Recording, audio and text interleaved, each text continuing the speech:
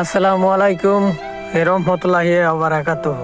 বাংলাদেশ প্রধানমন্ত্রী সরকারের কাছে আমার একটাই আবেদন থাকবে, আমাদের দেশের বাংলা চাউল কলগুলা, চাউল রাইস মিলগুলা যেন আবার আগের মতো চালু করে দেওয়া হয়। তাদের অনেক গরিব মানুষ আছে, তারা যেন কাজ করে খেতে পারে।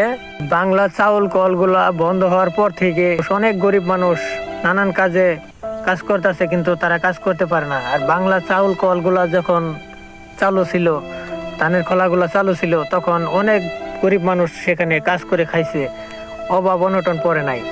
আর এখন দেশের মধ্যে এই অভাব পড়ে চাউল কলটা তুলে দেওয়ার পর থেকে অনেক রাহাজানি, ছিনতাইকারী, অটো রিক্সা চুরি, সব রাহাজানি ছিনতাইকারীরা এসে বইরে গেছে। মাননীয় প্রধানমন্ত্রীর কাছে আমার একটাই আবেদন, আগের মতো এই বাংলা চাউলের রাইস মিলগুলা যেন তিনি চালু করে দেন।